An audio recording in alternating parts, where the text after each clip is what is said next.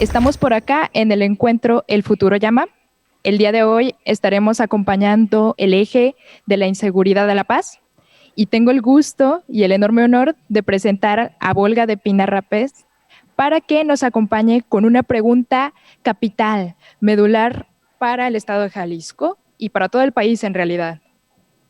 Es, ¿qué hacemos con nuestros desaparecidos? Volga, bienvenida. Pues muchas gracias por la invitación. Es una pregunta difícil. Me van diciendo el tiempo, por favor, porque puedo hablar mucho sobre esto. Sí, Bueno, las desapariciones son uno de los problemas más serios que enfrenta el país, ¿no? Toca temas de seguridad, pero también toca temas de justicia y también un tema que es bastante difícil de abordar, que es un tema forense, ¿no? Ya México acumula, según los registros oficiales de la Comisión Nacional de Búsqueda de Personas Desaparecidas, 84.349 personas desaparecidas. De estas, 20.981 son mujeres y 62.852 son hombres. Hay 516 personas cuyo sexo se desconoce, ¿no?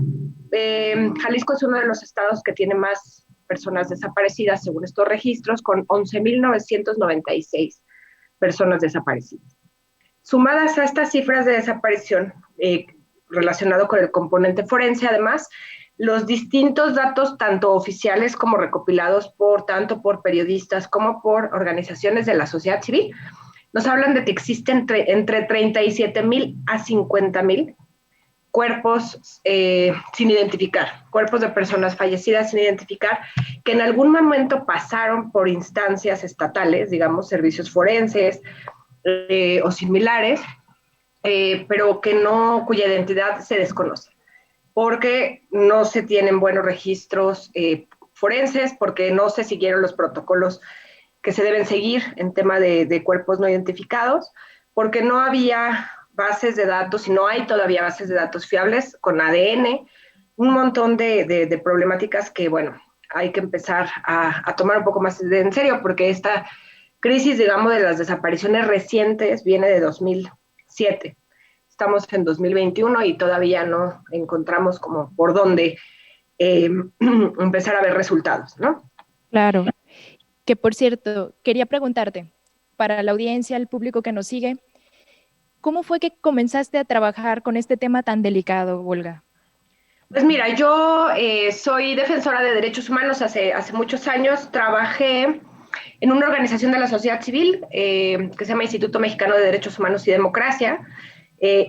Como parte del trabajo que yo hacía en esa organización, trabajamos realmente temas más abstractos, digamos, de la implementación del sistema acusatorio, y nos invitaron a un taller con víctimas, con familiares de personas desaparecidas en Veracruz.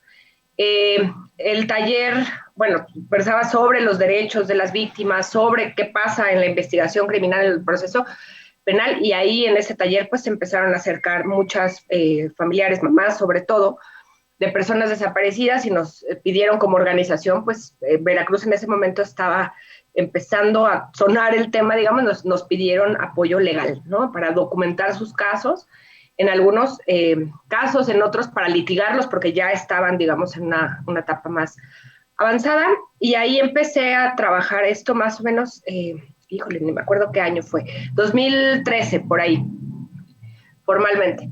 Más allá, bueno, después de eso empecé a conocer algunos casos, después acompañamos a una brigada de búsqueda en campo, la primera Brigada Nacional de Búsqueda de Personas Desaparecidas, que para mí fue una experiencia súper importante, porque ahí me di cuenta, bueno, uno, que las familias tienen muchísima información que le han entregado al Estado y que el Estado no ha hecho mucho con ellos, porque con la información de las familias se llegó a lugares de hallazgo, ¿no? A fosas clandestinas, eh, lo que demuestra que hay y se puede llegar, la información que existe es suficiente para llegar. Y ya después me fui especializando, ¿no? Ya soy investigadora también, profesora, y pues he dedicado todo mi trabajo como investigadora, litigante, profesora, a trabajar el tema de las desapariciones. Ya veo, Volga. Entonces ha sido un tema de largo aliento. Sí. Y en este trabajo de acompañamiento a las personas familiares de las desaparecidas, me gustaría preguntarte, ¿cuáles han sido las principales dificultades que encaran en el día a día a estas personas familiares que están buscando a sus amigos, seres queridos, que de repente, súbitamente, desaparecieron. Híjole, mira, las dificultades que encaran son muchísimas, ¿no? O sea, el problema es muy grave.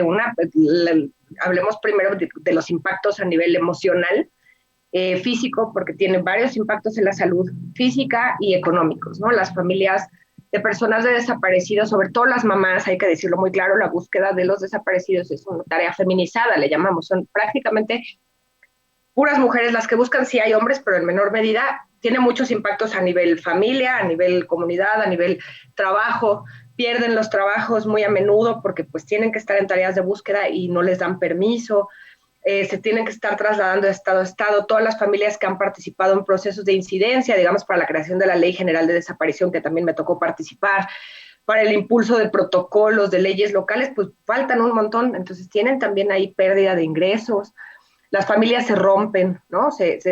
Hay unas dinámicas bien complejas de atender a nivel familiar, porque a veces una parte de la familia tiene miedo y dice, no, ya no le muevas. Los hijos que están, pues le reclaman a la mamá que solo se dedica a buscar al hijo o a la hija desaparecida. Digamos, ese es un primer bloque. A nivel más institucional y enfrentan un montón de problemas, ¿no? Uno es la criminalización o el estigma que pesa. Uno, porque todo el primer momento, cuando las desapariciones empezaron a sonar, que fue por ahí de 2011, que ya se hizo un escándalo nacional, ahí fue el primer grupo de familiares desaparecidos que sale, digamos, públicamente a marchar y viene a la Ciudad de México, es Fundec de Coahuila, ¿no? Y en ese mismo año viene el grupo de trabajo sobre desaparición forzada de la ONU y entonces ya empieza a ser un tema y ahí empieza una narrativa oficial, ¿no? A decir, en algo andaban, son delincuentes, les pasó esto por algo. Y a las mamás viene toda otra serie de estigma, pues de ser mamá de estas personas y ahora buscadoras, las locas de las palas, o sea, enfrentan a nivel instituciones y a nivel social una serie de estigmas y criminalización y problemas de este tipo. Y a nivel justicia, pues hay un montón de barreras al acceso a la justicia, ¿no? Las familias han aportado muchísima información, han ido a dar su testimonio. Cada que se crea una nueva institución van y ponen su caso, se han tenido que narrar lo que les ha sucedido 25 veces, aportan información, muchas veces asumen por cuenta propia tanto la investigación como la búsqueda con sus propias manos, y esto tiene un montón de riesgos, ¿no? Y también costos familiares y económicos importantes, y bueno, la desesperación que te da estar tantos años pidiendo justicia y que no se tengan avances, sobre todo que no se localicen a sus hijos y a sus hijas. Sí, una gran carencia o ausencia de las autoridades, de las personas que supondrías que tendrían que estar acompañando estas causas y buscar con el mismo ahínco que las familias que están desmoronadas, destruidas, precisamente por esas ausencias que nada va a llenar. Y a propósito de esto, me preguntaba, hablaste sobre la criminalización que sufren las personas que fueron víctimas de desaparición forzada. Me preguntaba, ¿la investigación en México ayuda precisamente a ir rompiendo los estigmas, a ir generando un patrón de comprensión de más bien cuál es el perfil de las personas que desaparecen, cuáles son posibles causas que expliquen por qué fueron víctimas de este delito? Sí, o sea, un poco ahí el trabajo tanto de familias como de organizaciones de la sociedad civil y también de la academia que trabajamos este tema, ¿no? Ha permitido desestructurar un montón de cosas, un montón de mitos, ¿no? E ir conociendo un poco más sobre la desaparición. Hay que entender que, bueno, tenemos unas desapariciones, o sea, que México ya tenía un problema de desaparición de los años 70, de la Guerra Sucia, ¿no? Se acaban conjuntando ahorita porque tampoco les han dado solución a esas familias. Esas son desapariciones forzadas más clásicas, ¿no? Donde se dirigen hacia un grupo considerado subversivo, enemigo, qué sé yo. Estas empiezan, las de épocas recientes, que están en el marco de lo que la llamamos la guerra contra el narco, mal llamada, ¿no? Son a partir de 2007 más o menos hasta la fecha no han parado y se han generalizado, ¿no? O sea, actualmente no hay un solo estado de la República sin personas desaparecidas. Eso es muy importante. Claro que hay estados que tienen muchas más. Las desapariciones varían mucho, sus características varían mucho geográfica y temporalmente. varían en cuanto a cómo suceden, quién las perpetra, quiénes son las víctimas y también el desenlace de la desaparición, le llamamos, porque hay que romper ese mito. No todas las personas desaparecidas están muertas, son personas desaparecidas. Si están desaparecidas es porque no sabemos si están vivas y muertas, y el deber de búsqueda se tiene que hacer como si estuvieran vivas.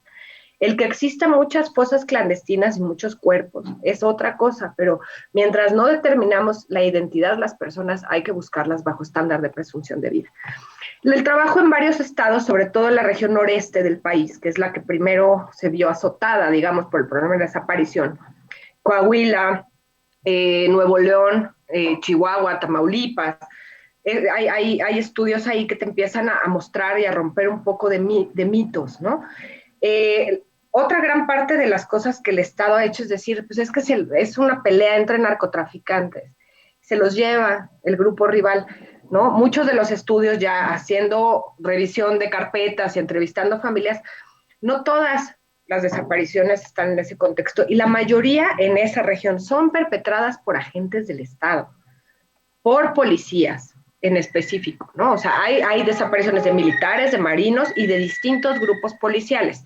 Lo que arrojan algunas de estas investigaciones también es que los cuerpos policiales que más perpetran desapariciones forzadas son las policías de menor nivel, las municipales, por ejemplo. Y esto tiene que ver porque están más son más propensas, digamos, porque tienen bajos salarios, por un montón de cosas, a la corrupción, a la cooptación por parte de grupos criminales, efectivamente, o de otros grupos, y a la misma violencia, están en medio de la violencia de terreno. La otra cosa es que o sea, hay que romper esa idea, o sea, las víctimas no están involucradas en actividades delictivas. En muchísimos casos, o sea, este es un estigma que se generó durísimo. Son médicos, son abogados, son enfermeras, son trabajadoras de bancos, ¿no? Trabajadoras domésticas, un montón de taxistas, un montón de traileros que los agarraban en las carreteras para quitarles el ganado y no volvías a saber de ellos, ¿no? Eso demuestran también los patrones, digamos, se han ido moviendo mucho también en el tiempo y en el espacio. También tenemos estas desapariciones cometidas por, efectivamente, grupos de la delincuencia organizada que se llaman desapariciones cometidas por particulares. Ese es un tipo penal nuevo que tiene México, que se dan efectivamente los grupos criminales en estos, en el intento de control territorial, digamos, de un lugar específico, perpetran desapariciones como forma de terror, de sembrar terror, de decir, ya llegué, voy a ocupar la plaza, de castigar a lo que no me diste el cobro de piso, no accediste a tal cosa. La desaparición es un método de terror y de castigo, ¿no? Esa es otra cosa bien importante. Sobre las víctimas y los patrones cambian mucho, ¿no? Hay unas desapariciones cuya finalidad es desaparecer a la gente, sustraerla de la protección, o sea, que no la volvamos a encontrar, pero hay muchas otras que ahí hay que tener muy en cuenta la definición amplia de persona desaparecida que trae la Ley General en materia de desaparición, porque las personas desaparecidas hoy en día no solo son las que son víctimas de desaparición forzada o desaparición cometida por particulares. Tenemos un montón de otros delitos, secuestro, trata, sustracción de menores, tráfico de personas, que lo que generan es una desaparición material. O sea, aunque inicialmente puede haber parecido un secuestro donde pedían un rescate, la víctima no está, no la encontramos, entonces está materialmente desaparecida. Ahí hemos encontrado patrones de estas desapariciones que son por desaparecer, pero además también hay distintas formas de trata de personas, y no hablemos solo de la sexual, la de fines sexuales o pornográficos, ¿no? También están documentados bastantes patrones de trabajos forzados.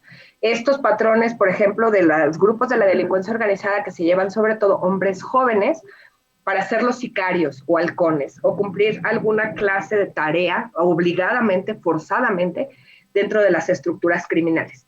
También mujeres, que ahí hay que entender muy bien que también el sexo y la edad de las víctimas nos va a llevar a distintos patrones. Mujeres que son privadas de libertad con fines de trabajos forzados, pero ahí hay incluso un rol de género. Las ponen a cumplir tareas de cuidado, de limpieza, de alimentación, de grupos de la delincuencia organizada. También está una serie de mujeres jóvenes que son privadas de la libertad porque le gustaron algún personaje de la delincuencia organizada. Y ahora que tenemos al menos 6,000 menores de edad desaparecidos y desaparecidas, que esas son los que menos, digamos, se ha profundizado, se empieza a hablar de redes, digo, además de lo que ya sabemos de pederastia y pornografía infantil, se empieza a hablar de dos temas que no están del todo probados. Uno es el tráfico de órganos, ¿no? Que es una hipótesis, porque eso pasa en otros países. No está probado porque no se han encontrado indicios. O sea, para traficar órganos también tendrían que estar sucediendo otras cosas, robo de instrumental médico, hospitales clandestinos donde se practiquen trasplantes. O sea, los órganos no es como que puedas tenerlos en una hielera, ¿no? Pero bueno, esa es una de las hipótesis y otras redes de adopciones ilegales, que también sucede en otros países, que personas de países donde los trámites de adopción son muy complejos estén acudiendo a un mercado, a un posible mercado negro en México, ¿no? Y y ahora tenemos recientemente, hay que decirlo, porque pues además tenemos una crisis por violencia de género, ¿no? Sumamente grave en el país y además una crisis de feminicidios. Lo que ha pasado también es que muchas mujeres están desaparecidas porque también se ha visto cómo los feminicidas empiezan a replicar los métodos de la delincuencia organizada o sea, muchas veces asesinan a las mujeres, pero ocultan sus cuerpos, los entierran en fosas clandestinas o los ponen en cisternas y están replicando esto porque también la impunidad y el que no pase nada les da mensaje de permisividad sobre estos temas. ¿No? Entonces, sí, exacto. ¿No? O sea, es una gama muy compleja, no podemos decir todas son así, hay que leer muy bien en cada estado, además, espacial territorialmente los tipos de víctimas, los lugares de ocurrencia, como para poder tener hipótesis más certeras sobre qué tipo de estas dinámicas estamos teniendo. Correcto. Y justo a propósito de esto que nos estás compartiendo, Volga, ¿tú consideras que sería posible que el alcance de este crimen, el nivel de impunidad, fuese posible si no hubiera ciertas estructuras de corrupción, precisamente como apoyo al interno de esas instituciones que presuntamente velan por la seguridad y la integridad de las personas? Sí, o sea, ahí tenemos todo un tema estructural, ¿no? Grave. En algunas entidades las desapariciones son perpetradas directamente por agentes del Estado, eso hay que decirlo. Y entonces hay todo un aparato que va a encubrir a esos agentes del Estado, ¿no? Decir yo no fui, y no se va, las investigaciones no avanzan.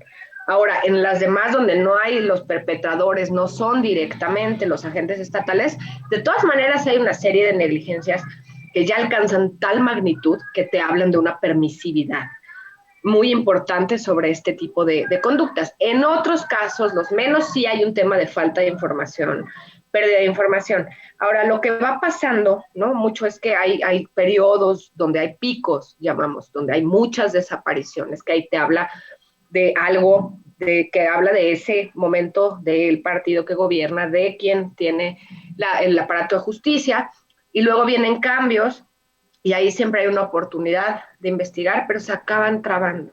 También viene todo un tema de falta de capacidades y también todo un tema de que no se ha entendido, ¿no? Que este tema exige ver los casos desde otra lógica. Si seguimos viendo el caso individual, como si no tuviera relación, esta famosa lógica del caso aislado, no, no son aislados. O sea, ya 84,000 desapariciones en una democracia no pueden ser casos aislados, hay que empezar a verlos más macro, qué está pasando, qué son las cuestiones estas, corrupción, el tipo de cuerpos policiales, el tipo de operativos que hubo, que están generando estas desapariciones, porque solo así vamos a poder entender y solo así vamos a poder localizar a las víctimas.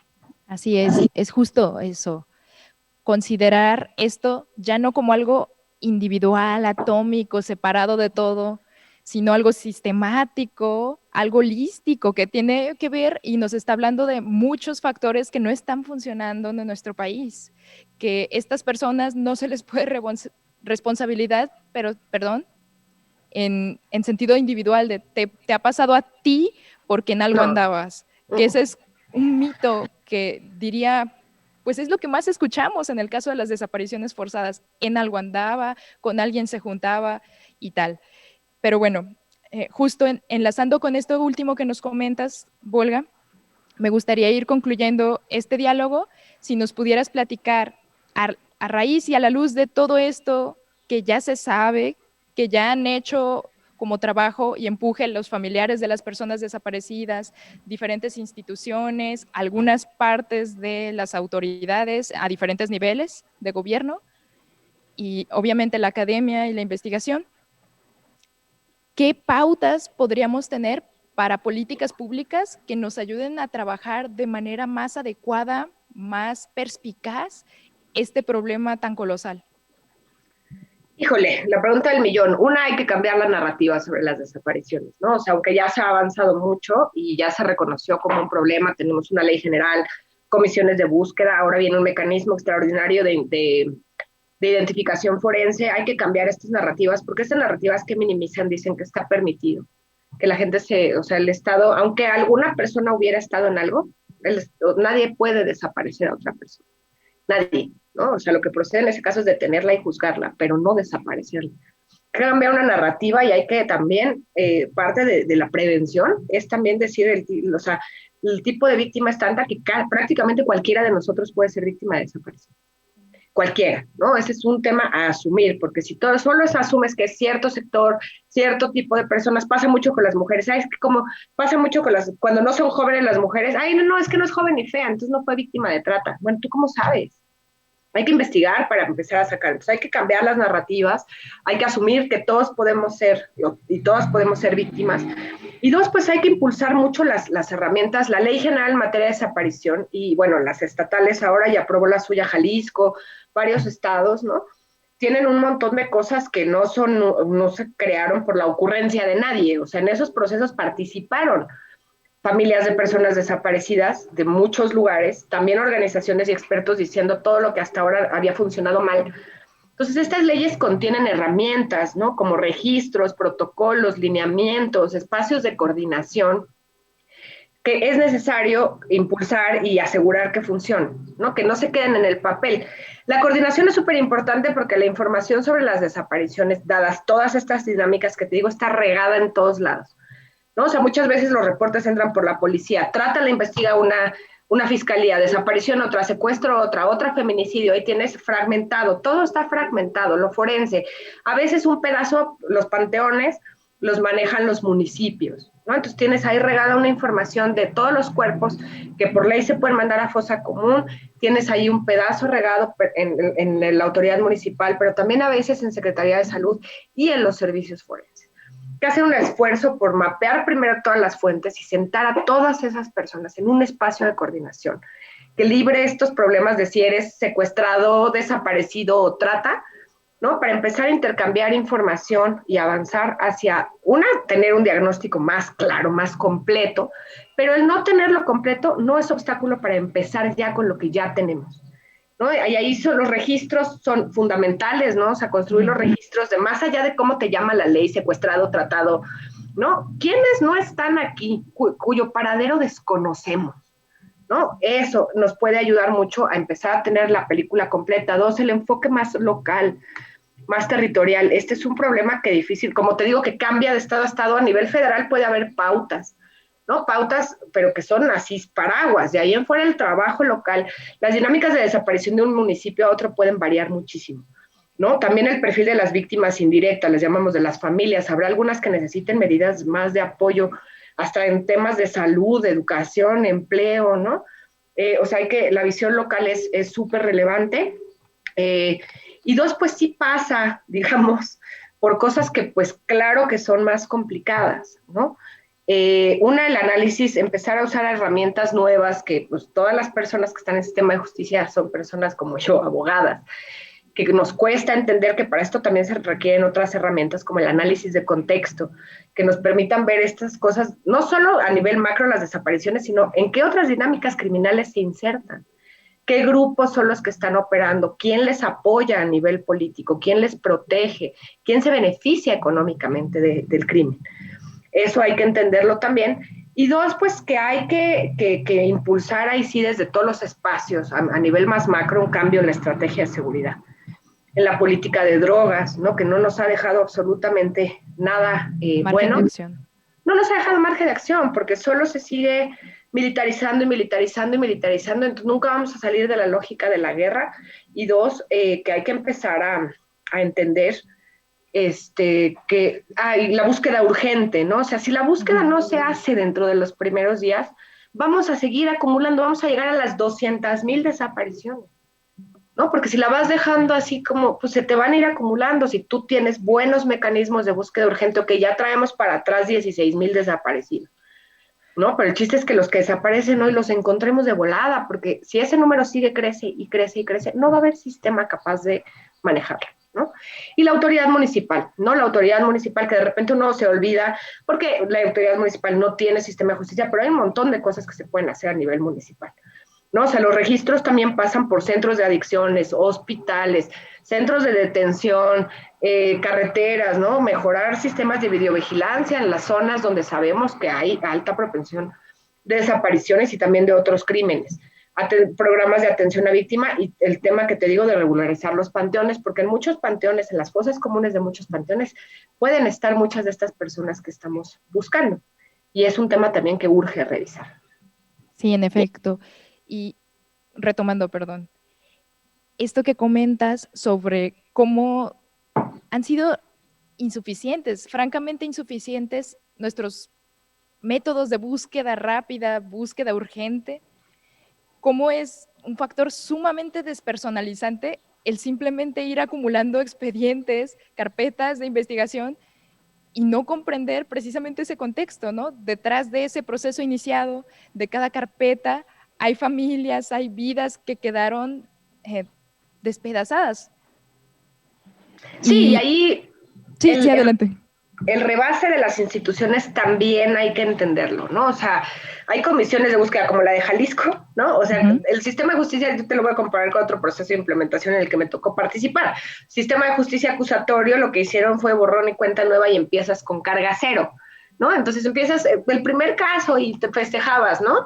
Pero con el sistema de búsqueda de personas, en especial con las comisiones de búsqueda, la de Jalisco de entrada nace ya con un universo de 12,000 desaparecidos a buscar, ¿no? O sea, acabas de nacer y ya te mataron casi. Es una cosa bien complicada. Entonces, también crear las instituciones no es suficiente. O sea, yo soy enemiga de decir que tenemos que diagnosticar eternamente, ¿no? Ya sabemos que hay un problema grave, ya lo sabemos. Ahí están 12,000 desaparecidos, ya te habla de una cosa grave, pero hay que analizar cómo la articulamos con otras. No vamos a tener nunca capacidad suficiente para atender ese volumen. Entonces, ¿cómo involucras a la policía municipal, a las autoridades municipales, que pongan oficinitas, que ayuden? ¿No? O sea, ¿cómo haces un esquema que les permita sacar la carga? Porque si tienes 12,000 desaparecidos de larga data, le llamamos, son los casos que ya no son búsqueda urgente, ¿no?